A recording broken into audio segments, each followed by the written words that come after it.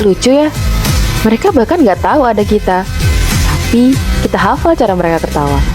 Satu lagu, satu fancam, satu live, itu tuh bisa bikin kita tenang. Tapi di balik semua itu, ada sistem yang bekerja diam-diam, dan kadang itu menyakitkan. Ini bukan hanya sekedar fandom, ini adalah komunitas. Komunitas yang saling rangkul dan bersama-sama menanggung realita bahwa dalam industri ini, afeksi kita itu dikapitalisasi. Bahkan, perasaan kita dimonetasi. Actually, it is only parasocial, but we make it personal.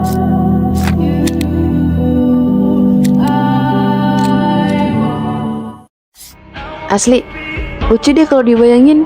Banyak banget kita naik turunnya, bareng-bareng lagi.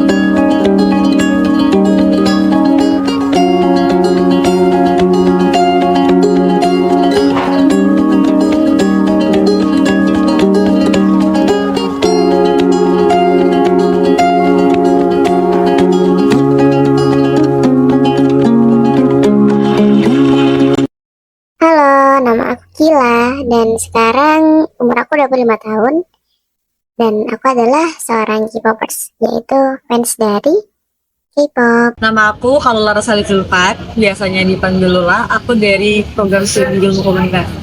Oke, Kalula. Oke, saya di sini dengan kakak Wisnu, kakak Wisnu. Iya. Jujur, kalau misal ditanya nih, kenapa sih jadi K-popers gitu? Jawaban aku yang jelas yang pertama adalah karena lagunya isi listening. Jadi tuh enak gitu didengerin di mana-mana. Nah, contohnya tuh kayak lagu ini nih. Cooking up a storm, piece of cake. Speeding up the fire, feel the blaze, taking over, we don't play. Nah, ini tuh kayaknya canon event semua orang, karena menurut aku akan selalu ada masa-masa dimana kita tuh FOMO banget sama semua yang diikutin sama orang-orang kan. Jadi aku mulai suka tuh kayaknya setelah 2016-an, 2015-an lah, 2016-an harusnya. Itu pas masih zaman-zamannya Gen 3 kan, jadi aku masih SMP dan ya udah ikut-ikutan aja sama teman-teman, keterusan sampai sekarang. Itu sebenarnya dicekokin temen sih kalau itu, karena kayak waktu itu karena handphone belum segencar sekarang kan, dan di sekolah aku tuh nggak boleh bawa handphone, jadi kalau ngapa-ngapain tuh aksesnya cuma bisa lewat laptop. Dan teman aku waktu itu bawa laptop isinya video-video K-pop, jadi kayak kita nggak punya pilihan lain untuk selain nonton itu gitu kan. Download itu nggak sih? Iya betul, yang kayak oh my god itu ilegal semua gitu kan. Tapi selain karena lagunya bagus dan easy listening, alasan aku bisa masuk ke K-pop tuh ya karena aku mau ngilangin stres gitu. Dan pas aku terjun ke dunia K-pop pun aku ngerasa kalau misal aku tuh kebantu banget dengan keberadaan idol-idol aku gitu. Meskipun ya aku juga ngerti kalau mereka tuh cuma idol gitu, cuma kerja. Tapi ya itu yang aku rasain, aku merasa tenang, aku merasa lebih nyaman. Padahal cuma dengerin lagu mereka, cuma nonton mereka, tapi itu bener-bener nolong aku gitu loh. Kalau ditanya gimana rasanya selama jadi K-popers ya ada up and down-nya sih. Jadi misal up-nya tuh ya itulah ngebalikin mood aku, ngebuat aku lebih seneng, enjoy dan lain sebagainya. Kalau down-nya tuh mungkin lebih kayak ya aku sadar kalau misal ternyata hubungan ini tuh ya sebatas idol sama fans aja. Bener sih yang kamu bilang kalau misal ini tuh soal hubungan parasosial, jadi kayak searah gitu sebenarnya. Sebenarnya secara luas ya, aku mengartikan parasocial relationship itu sebagai hubungan yang sebenarnya tuh cuma aku yang mengamini dan cuma satu arah dari aku doang ke sesuatu yang bahkan gak pernah bersinggungan langsung gitu sama aku. Itu terjadinya sebuah hubungan antara si idol itu sendiri dengan fansnya itu biasanya melalui kayak fan event gitu ya, kan biasanya kayak di sosial media gitu. Jadi biasanya itu kayak idolnya sendiri tuh kayak ngirim pesan buat kita fansnya gitu. Jadi kita kayak merasa terhubung lah gimana si idolnya sendiri dengan fansnya itu gitu Kak. Tapi aku nggak tahu ya, aku tuh ngerasanya tuh ya mereka sayang aku sayang mereka, jadi kayak sama-sama aja gitu loh. Entahlah, aku juga bingung. Pernah nggak sih di masa tuh menemukan bahwa oh sebenarnya tuh ini bukan satu arah doang loh, ternyata tuh mereka juga memberikan feedback yang sama gitu. Pernah nggak sih? Sebenarnya tuh ngarep sih ya, cuman kayak aku belum sengarep dan sesinting itu untuk merasa aku disayangi oleh Haechan balik. Cuman kayak mungkin aku bisa merasionalisasikannya dengan oh iya Haechan tuh suka ke aku sebagai fans, tapi kayak nggak, Haechan ini adalah cinta yang nyata. Cuman kan Haechan nggak akan kayak gitu kan, gitu loh maksud aku. Jadi kayak nggak, kok Haechan mungkin nggak bakal akan tahu kalau aku sayang sama dia, tapi kayak terus kenapa gitu. Oke, untuk saya sendiri itu pertama karena apa ya, karena selera musik saya mungkin ya kayak udah apa, kayak udah nyaman lah dengan K-pop ini sendiri gitu. Jadi kayak apa, meskipun udah sering apa banyak lalu lalang musik lain, tapi saya tetap memilih ini karena ya selera saya gitu Kak. Terus untuk yang kedua sendiri itu karena apa ya, karena kebanyakan idol K-pop tuh kebanyakan kayak loyal ke fansnya gitu Kak. Jadi kayak dari kita fansnya sendiri tuh kayak merasa terhibur, terus ternyata apa, terasa kayak kadang melihat video si idol K-pop itu kita kayak merasa bahagia terus seneng gitu Kak. Jadi kayak ada koneksi tersendiri lah sama idol K-pop itu sendiri gitu. Jadi kayak mau ninggalin juga kayak sayang gitu Kak, karena udah ngikutinya kan udah lama gitu. Jadi itu sih Kak. Sayangnya tuh kayak ya udah bener-bener sayang aja gitu loh, kayak nggak bisa terdefinisikan. Aku tuh kadang juga mikir kenapa sih kok bisa kayak gini gitu. Banyak banget pertanyaan di otakku sebenarnya, tapi kayak ya udah sih aku enjoy aja gitu. Selagi nggak nyakitin aku, selagi positif juga aku tetap lanjut aja gitu, karena aku pikir juga nggak ngebawa dampak yang buruk kok. Kalau buat cara dukung mereka sebenarnya macam-macam ya, tapi aku tuh tipe yang mulai dari hal yang kecil gitu. Misal aku streaming kayak gitu, tapi juga aku di sana itu aku koleksi. Nah, koleksi itu dari merchandise yang mereka keluarin. Dan puncakku mendukung menurut aku ada di konser sih. Jadi aku udah tahu konser mereka kayak gitu. Kalau konser sebenarnya keterbatasan mungkin lokasi ya, karena aku mau spend uang buat kayak selembar kertas kotak yang isinya foto doang, ngapain banget. Tapi tetap dibeli masih ada sampai sekarang. Nah sebenarnya adalah aku orang yang sadar diri tapi nggak punya self control sih kayaknya, karena karena apa ya, aku tahu aku sedang diperas habis duitnya. Dan apalagi para social relationship itu emang menekankan di situ kan, karena itu bakal kayak komersialisasi segala hal. Nah bodohnya aku sadar duitnya sedang diperas, tapi kayak ya udah mau gimana lagi, ini adalah cinta gitu. Kayak aku mikirnya dulu gitu sih. Sebenarnya selama menjadi K-popers tuh selalu menyenangkan. Mungkin nggak dari fandom dan dari dunia K-popnya, cuman mungkin kan biasanya di K-pop itu dan di fandom-fandom itu selalu ada komunitas-komunitas atau sequence dari Twitter yang kayak isinya ribut terus. Kayak dari situ aku merasa kayaknya aku nggak perlu deh jadi K-popers yang sampai di ranah itu. Kayak ya udah, aku hanya akan menjadi K-popers yang delusional, yang halu, tapi ya udah di ranahku aja.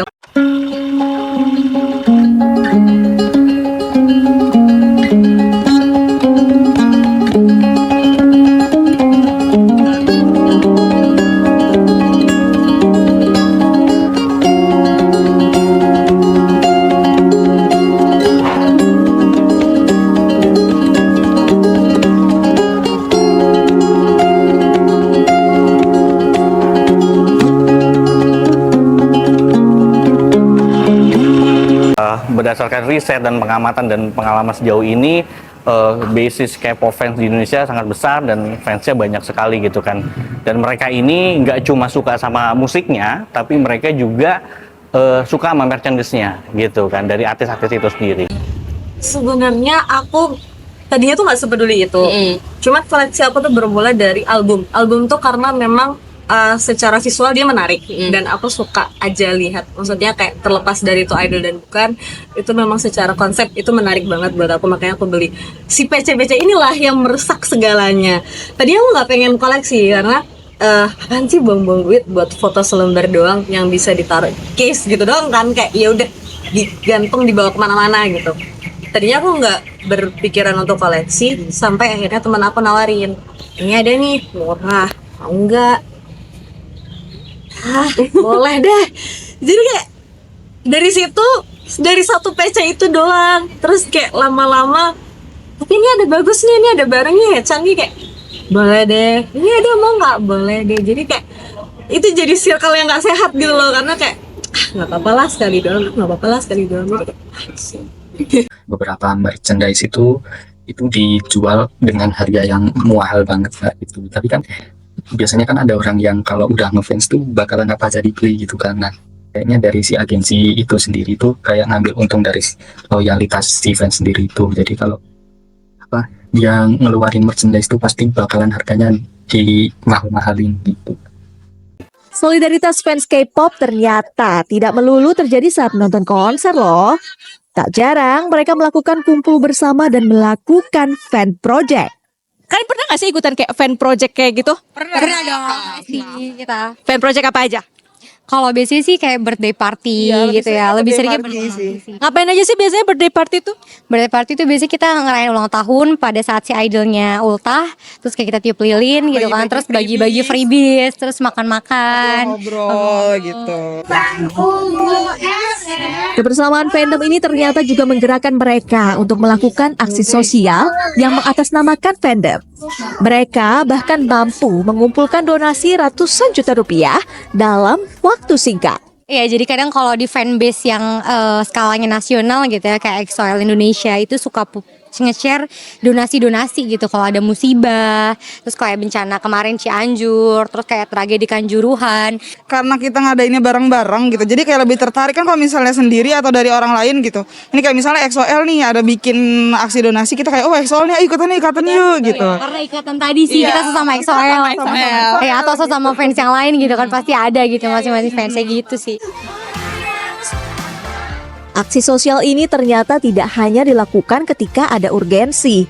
Ada juga penggemar yang membuat komunitas sosial karena kecintaan mereka kepada idola. Circa SMP itu fandom aku EXO-L. EXO-L garis keras dan berani mati. Sekarang mungkin lebih berat ke NCTzen ya. Cuman sekarang udah gak satu itu lagi sih. Cuman out selama menjadi K-popers ini banyak sebenarnya fandomnya. Cuman mungkin yang paling kuat itu ya di EXO-L sama NCTzen di sini. Oke, kalau aku sekarang itu ada Twice, terus Triple S, sama aespa, Kak. Biasanya nih satu daerah itu kan punya komunitas K-pop tuh. Jadi mereka tuh yang aku suka adalah biasanya itu mereka punya namanya norebang. Jadi dia norebang night gitu kan.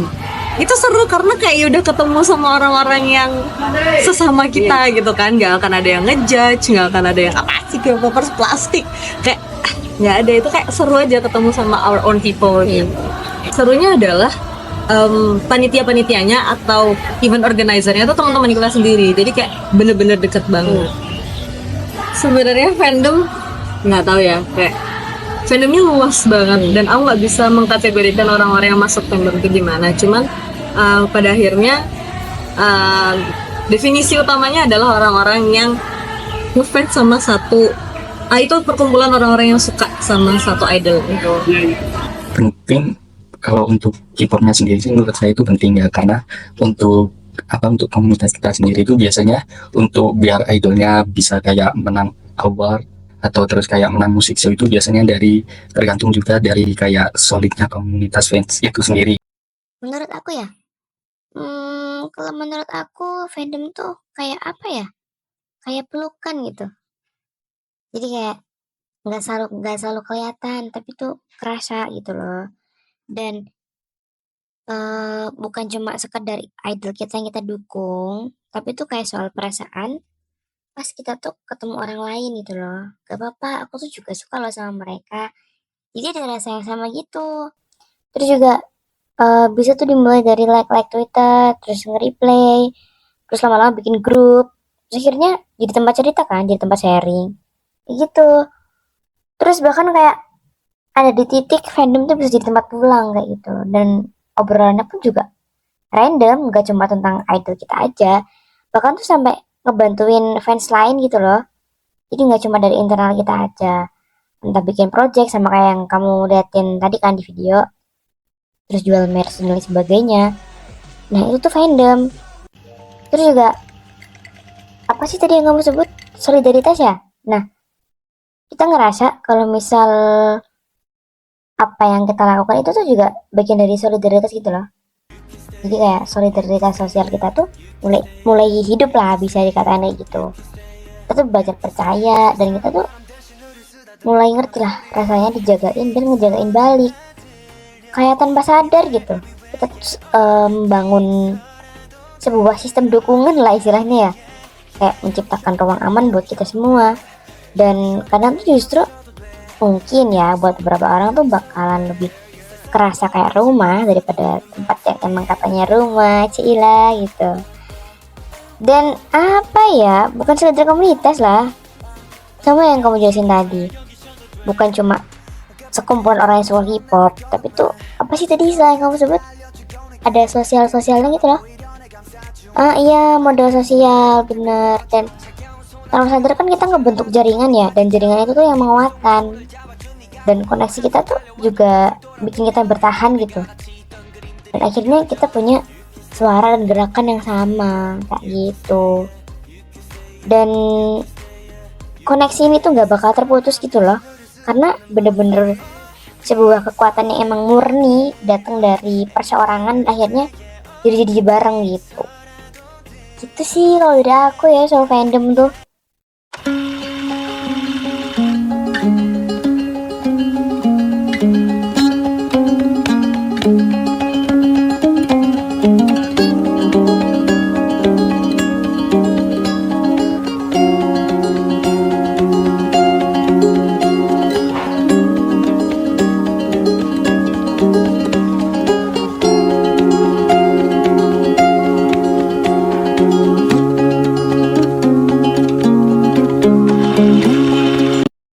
Cinta tuh ada harganya tahu.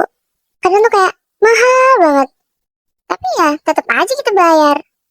Bukan karena kita nggak tahu ya, tapi karena emang segitunya.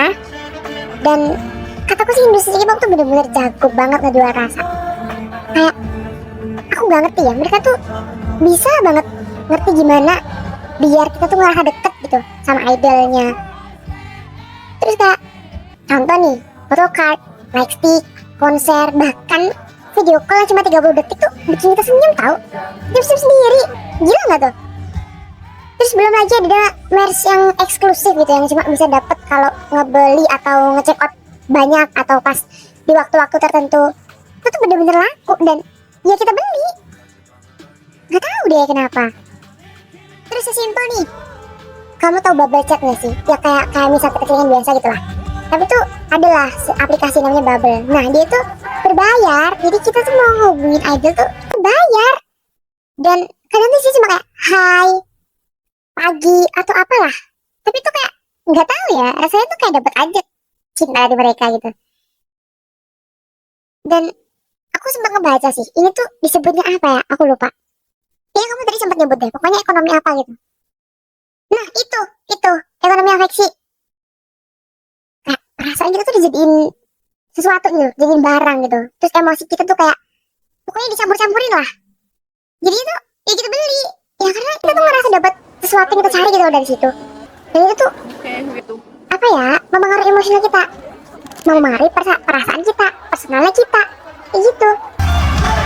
Meskipun ya itu tuh ceritanya banyak, kayak bukan cuma kita doang yang punya, tapi tuh ya udah kita tetap beli gitu. Aku sadar kita tuh sebenarnya nggak cuma konsumen, nggak cuma yang beli gitu loh, tapi kan kita tuh komunitas, kita tuh fandom, kita tuh ngebahas satu sama lain, kita juga ngejagain. Even kita nggak kenal tuh kita ngejagain gitu loh. Dan itu tuh yang bikin cinta ini beda, anjay. Itu kayak bikin apa ya, fandom kita tuh bukan cuma tentang tempat buat kita fangirlingan lah, tapi juga tempat buat kita tuh biar sadar sama lingkungan gitu. Karena apa ya, cinta yang paling kuat lah istilahnya. Cinta kita kan gede ya, mungkin bukan yang gede banget, tapi kan ya itu tetap cinta, dan itu tetap ada kayak gitu deh.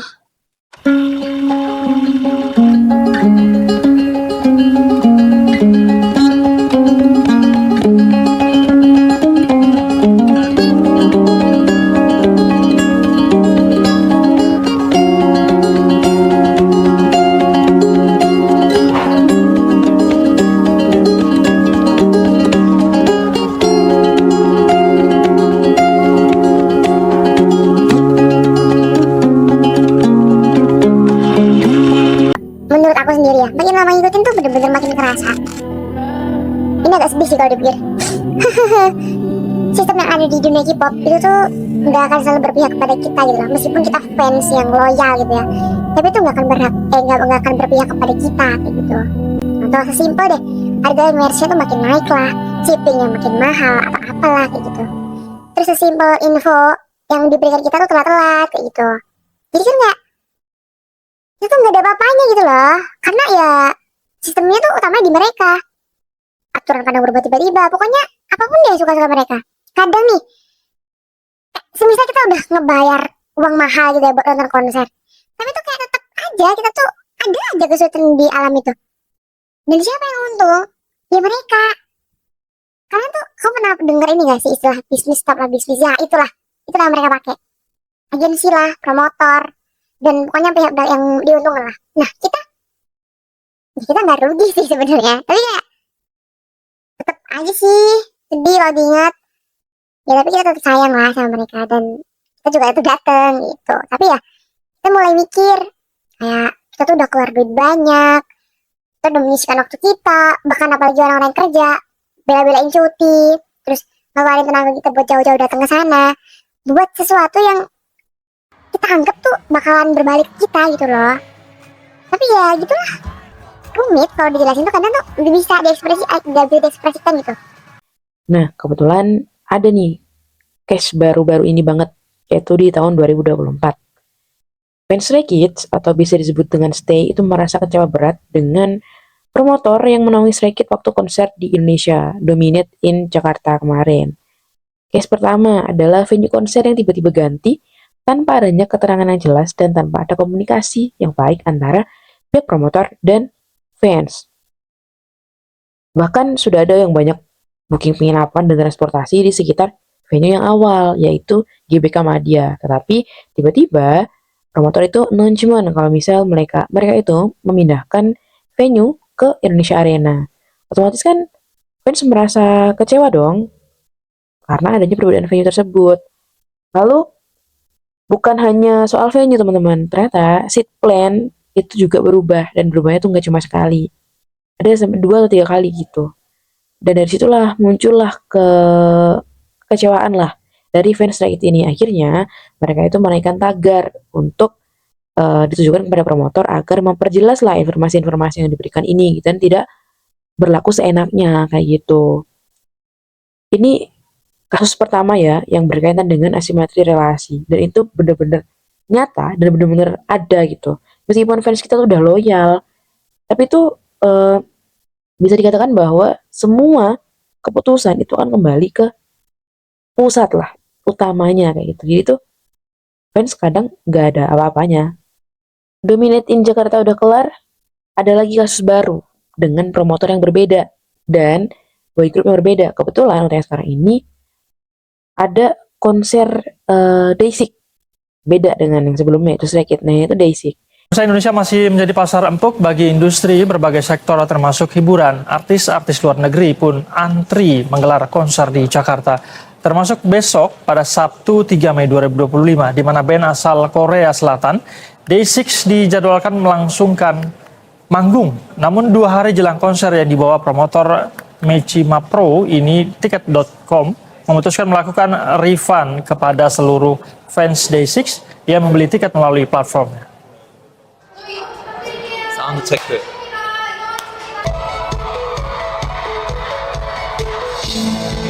이제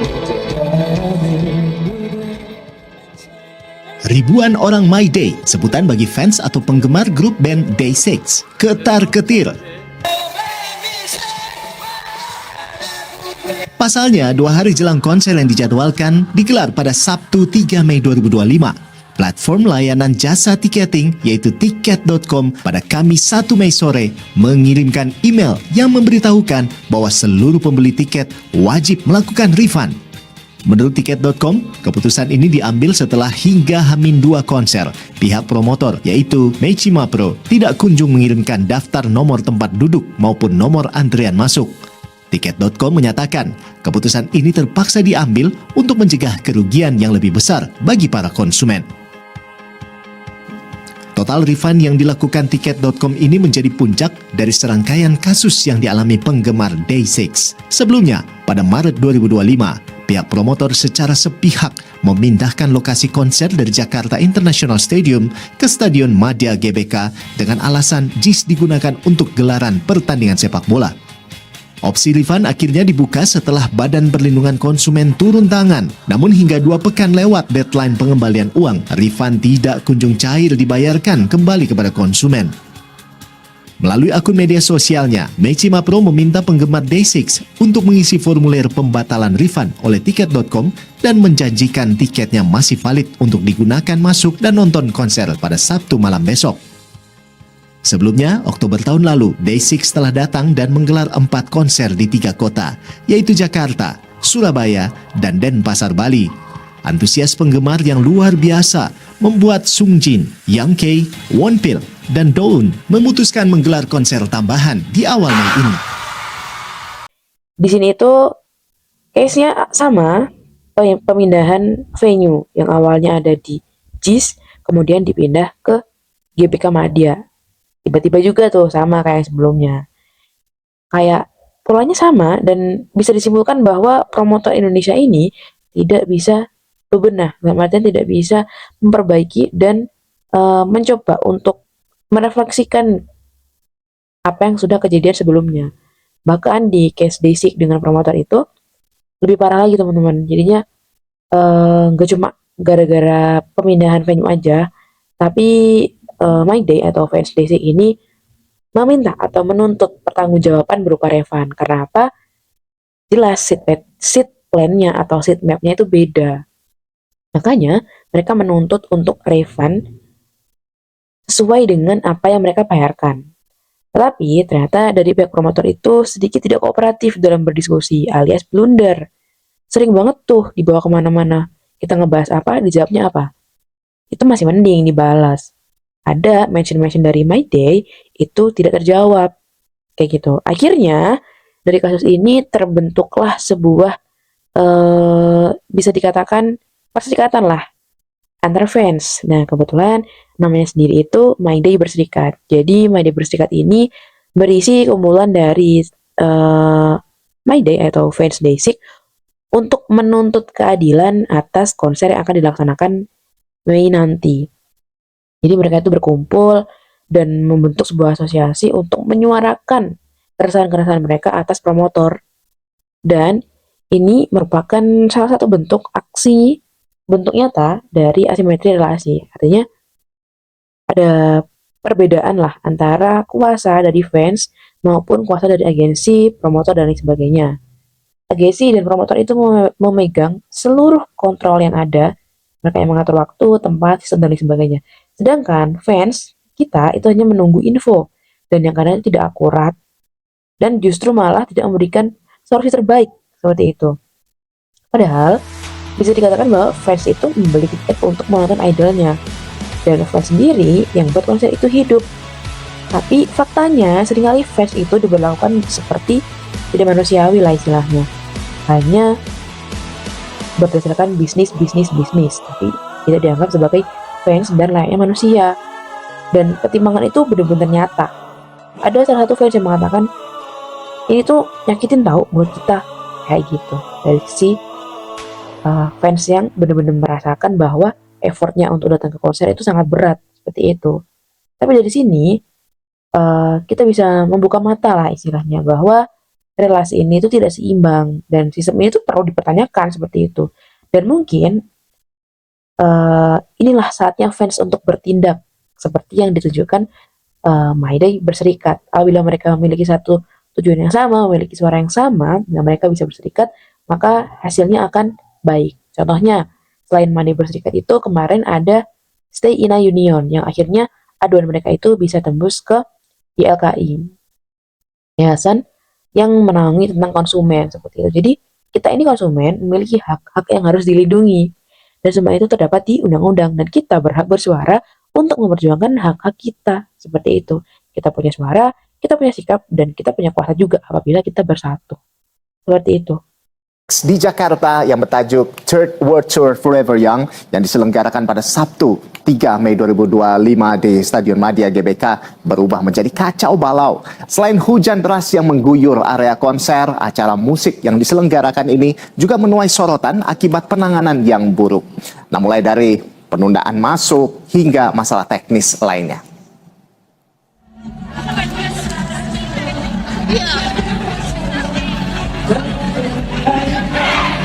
Grup band asal Korea Selatan Day6 yang digawangi Sungjin, Wonpil, Youngtae, dan Doeun ini kembali ke Indonesia dalam rangkaian tur konser bertajuk Day6 Third World Tour Forever Young. Acara yang digelar di Stadion Madia ini seharusnya menjadi momen spesial bagi penggemar Day6. Band pop rock asal Korea Selatan ini di bawah JYP Entertainment.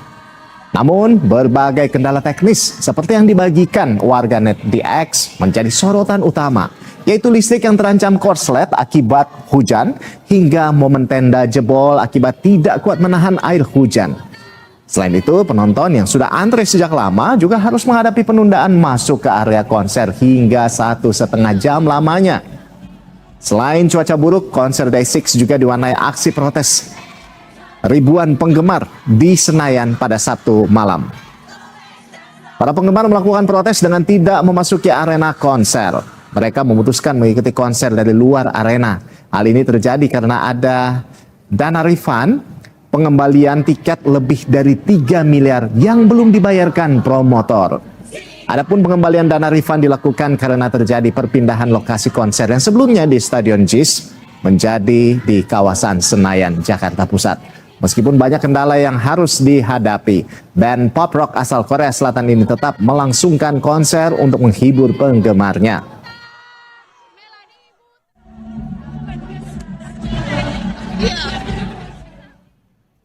Sebenarnya yang bisa aku highlight dari kejadian ini adalah orang-orang yang tetap kekeh untuk nonton gitu. Kayak udah tahu promotornya bobrok, udah tahu. Ini juga menurut aku yang menarik buat aku adalah orang-orang yang tetap suka dan tetap nonton. Karena banyak juga di Twitter kemarin itu orang-orang yang bahas kayak ya udahlah, idol kalian semua kan nggak ngebelain kalian, nggak mungkin mereka nggak tahu tentang soal promotor ini gitu kan. Sedang mereka tuh tetap nonton. Jadi kayak apa namanya? Kenapa sih ngeyel banget padahal kalian itu tidak adil, adilnya tuh kayak nggak dapet gitu kan, kayak kalian tuh sedang dizolimi gitu loh. Kenapa kalian tetap mau nonton? Atau bahkan ada orang-orang yang udah refund dan tetap nonton. Itu kayak apaan banget sih ini, kenapa ada ketimpangan yang besar banget gitu loh antara kuasanya promotor sama yang kita punya, padahal kita ini konsumen gitu kan. Kenapa orang-orang ini nggak sadar kalau kita tuh punya hak sebagai konsumen gitu sih. Kalau bakal milih jalan yang mana? Aku akan milih refund sih sejujurnya, karena kayak reputasi promotornya memang udah jelek ya, dan mereka tuh nggak bisa berkomunikasi dengan baik sama vendor tiket mereka yang tiket.com itu kan. Jadi kayak kalau misalnya si tiket ini sudah bisa membuat statement yang negatif tentang si promotor, jelas ada yang salah dan kita sudah tahu mereka tuh nggak bagus gitu kan. Oh, idolnya juga nggak melakukan apa-apa, siapa yang akan membela kita kalau bukan diri kita sendiri gitu kan. Jadi kayak ya refund deh. Sebenarnya mendiamkan rumor itu mungkin bentuk PR mereka ya, public relation mereka, dari PR tim mereka. Cuman rasanya nggak taking sides, nggak memihak fans mereka. Sedang harusnya mereka ketika mau membuat image yang bagus nih sebagai idol, mereka tuh harus berada di sisinya fans. Mungkin agensi juga memperhitungkan secara cost, keuangan dan segala macamnya, akan kerugiannya kalau misalnya memang mereka harus kontra dengan promotor mereka sendiri. Cuman rasanya mereka harusnya punya tanggung jawab moral gitu, kayak fansnya ini tanda kutip ditipu gitu, kok nggak melakukan apa-apa, jelas itu jelek untuk PR mereka gitu sih. Oke, untuk pengalaman pribadi saya sendiri sih, untuk khususnya di Asia Tenggara ini emang fansnya kayak jarang lah ya, kayak jarang diperhatiin. Tapi emang juga karena menurut saya kayak kurang cuan gitu sih, karena kan emang cuannya itu di Asia Timur sama Amerika itu mereka bakalan meraup banyak untung dari situ. Nah, tapi untuk dari saya sendiri sih jujur juga agak kecewa ya, karena kan di Asia Tenggara ini cukup lagi kayak hype-hype-nya gitu, tapi sama si agensinya banyak diabaikan gitu. Biasanya kalau ada kayak apa nggak adil gitu, itu kita biasanya email si agensinya sendiri gitu Kak, untuk si kritikan sendiri. Nah tapi kan biasanya ada agensi yang meskipun udah dikritik tuh masih sama aja gitu.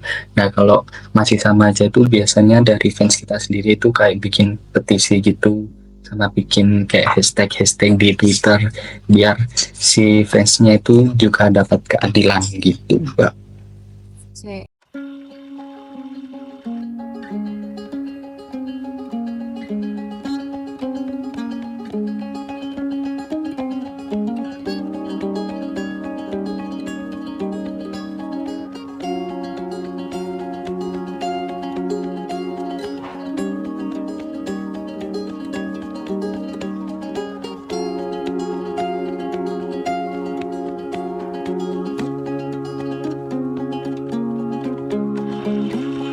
Sebenarnya aku kemarin tuh mereka mau demo yang cukup keras kan sebenarnya, kemudian akhirnya mereka mengganti slogannya menjadi lebih baik, mungkin karena mereka merasa Day6 tuh nggak salah gitu, maksudnya kayak mereka nggak bisa andil besar. Cuman rasa-rasanya ini sudah sering kali diperbincangkan bahwa sebenarnya idol tuh tetap punya kuasa yang cukup besar sebenarnya ketika ada kontroversi. Nah langkah yang mereka ambil untuk mengganti itu sebenarnya cukup strategis, nggak menyudutkan idol, tapi tetap aja kalau misalnya idol ini harusnya tahu gitu kalau promotor atau agensi yang menaungi mereka itu nggak adil ke fans mereka. Dan mereka tuh sebenarnya setelah kita dengar dari Twitter dan segala macamnya, itu mereka punya kuasa yang cukup besar, jadi harusnya mereka tuh bisa melindungi gitu. My Day Berserikat ini harusnya sudah cukup vokal ya, dan harusnya sudah terdengar ke Day6 juga. Dan yang perlu dipertanyakan adalah kenapa mereka nggak bertindak sih, gitu. Sebenarnya jelas kalau bicara dari akar rumput itu jelas gerakan yang partisipatif. Jadi dari paling bawah ke paling atas gitu kan. Jadi siapa lagi sih kalau bukan masyarakat yang akan menggerakkan dan jadi roda paling besar di gerakan itu gitu. Jadi rasa-rasanya kalau misalnya memang itu akan berhasil, ya itu dari kita untuk kita sendiri nggak sih? Aku rasa ya ini bentuk apa ya, perlawanan mereka dari stigma yang jelek. Tadinya itu karena kayak K-pop bisa buang-buang duit dan kayak bisa nggak peduli sama gitu kan. Ada beberapa media-media yang mungkin framingnya itu jelek ke K-popers, cuman kepada media-media yang berhasil membingkai beritanya dengan baik, jelas itu bisa memberikan impact yang cukup besar. Kementerian Perdagangan nggak sih kemarin itu? Pokoknya yang karena mereka ngasih peringatan ke Mecima itu kan. Nah itu kayak apa namanya, media itu sebenarnya perannya besar banget, apalagi dalam ilmu komunikasi media massa itu salah satu yang bisa menggerakkan masyarakat gitu. Jadi sebenarnya bukan tidak hanya gerakannya, tapi bagaimana media membingkai atau bagaimana media memberitakan itu juga impactnya tuh ada di mereka gitu. Kayak apakah itu akan menjadi konotasi yang positif, itu juga tergantung media, konotasi yang negatif juga tergantung media. Jadi mungkin saat ini yang berhasil di-capture oleh masyarakat adalah media-media yang fokus untuk menyuarakan bahwa ini nggak adil. Jadi mungkin suara dan konotasinya yang ada di masyarakat itu positif. Sebenarnya aku merasa terlepas dari hubungan fans dan idol ya, orang-orang yang nonton konser itu harus percaya bahwa mereka tuh punya hak gitu. Mereka tuh punya hak untuk nonton dengan aman, tiketnya nggak kenapa-kenapa. Mereka tuh punya hak untuk dapat sesuai yang mereka bayar. Dan rasa-rasanya ketika ini bisa dikaitkan lagi sama hubungan antara social relationship tadi, ketika kita punya rasa bahwa ini adalah cinta dan harus membuktikan segala macam untuk membuktikan bahwa ini cinta, rasa-rasanya ketidakadilan itu jadi nggak berasa gitu. Jadi kayak please sadar hak-hak sebagai konsumen gitu. Kalian tuh dizolimi dan kalian tuh tidak adil gitu loh. Jadi kalau bisa melepaskan hubungan antara fans dan idol dengan promotor dan konsumen. Jadi kayak kita lebih sadar kita punya hak dan mereka tuh punya kewajiban untuk memenuhi hak kita. Nggak cuma memeras rasa cinta kita terhadap idol itu.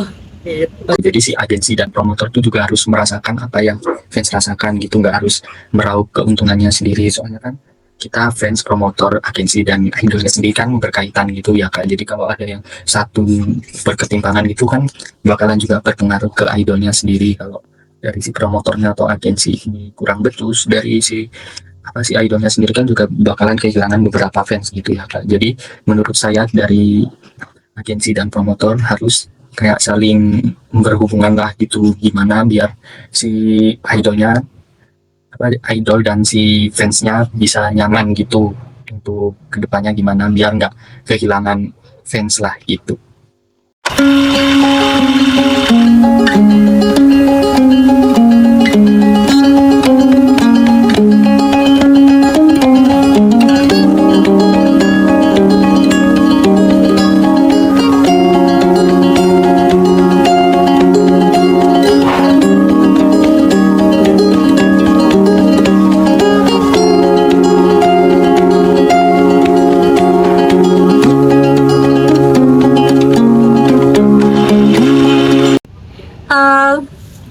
Aku ngerasa idol tuh punya kontrol yang cukup besar terhadap kita, tapi semua hal-hal yang bisa mereka kontrol sebenarnya balik ke kita sendiri, kembali ke diri masing-masing gitu kan. Maksudnya kayak mau nggak diperas uangnya untuk idol, kalau mau ya udah, kalau nggak ya jangan gitu kan. Jangan terlalu mengikatkan emosional kita sama idol itu sih. Kalau dia kayak misalnya dia diboykot, kita jadi berat banget gitu kan, padahal kayak siapa lu, maksudnya kayak harusnya itu adalah hal yang ringan karena kamu tahu dia salah. Tapi kalau misalnya udah terikat secara emosional, rasanya akan lebih susah gitu kan. Kemudian soal kalau kita ditipu dan segala macamnya, itu akan jadi lebih berat dan akan menyalahkan orang lain ketika padahal sebenarnya mereka tuh punya kontrol gitu. Di depan layar, semuanya mungkin tampak sempurna. Cahaya, musik, senyum, hingga fanchat yang menggema. Tapi di balik semua itu, ada sistem yang bekerja diam-diam.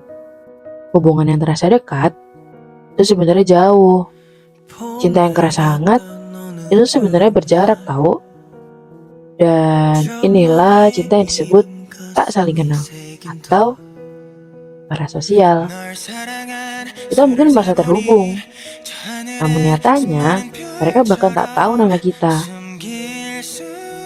Di dalam fandom, kita menemukan rumah, teman seperjuangan, ruang aman, bahkan solidaritas.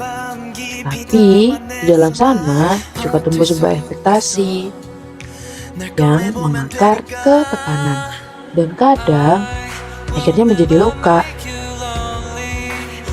Apa yang kita miliki ini tuh bukan cuma komunitas, tapi media sosial. Koneksi yang ada bisa saling menguatkan, tapi bisa aja itu semua dikapitalisasi. Industri tuh paling tahu loh gimana sih cara memonetasi emosi, dan ini disebut ekonomi afeksi. Photocard, lightstick, bubble chat, sampai konser yang mahal, itu tuh semua komoditas teman-teman. Karl Marx menyebut ini sebagai komodifikasi kebudayaan. Artinya, ketika budaya hingga cinta itu dijual dalam kemasan atau labeling limited edition. Kita tuh nggak hanya mencintai, tapi kita mengkonsumsi cinta itu sendiri. Dan semua ini, relasi kuasa itu tidak seimbang antara promotor, agensi, hingga idol. Mereka yang megang kendali besar. Sedangkan kita sebagai fans, kita bisa apa? Kita cuma bisa menunggu info, bayar mahal, dan nungguin hal-hal yang tidak pasti. Ini tuh bukan cuma sekedar masalah teknis, tapi ini relasi asimetris teman-teman. Kita di titik menyaksikan celebrity worship tumbuh dari sekedar kagum, kemudian menjadi hal-hal yang berlebihan, sampai mengarah ke resiko psikologis. Karena saat kita larut kepada fans idola, kadang kita lupa sebenarnya siapa sih yang diuntungkan. Tapi jujur, di tengah-tengah ini semua tuh masih ada harapan, masih ada resistensi. Dari kritik yang kita sampaikan, dari kampanye yang kita sampaikan, bahkan dari fandom yang saling jaga. Ya, meskipun cinta kita dimonetasi, kita tuh masih bisa memilih untuk mencintai dengan kesadaran. Mungkin yang harus dipertanyakan itu bukan apakah kita terlalu cinta, tapi untuk siapa sih cinta itu sebenarnya, dan siapa sih yang diuntungkan? Love stay.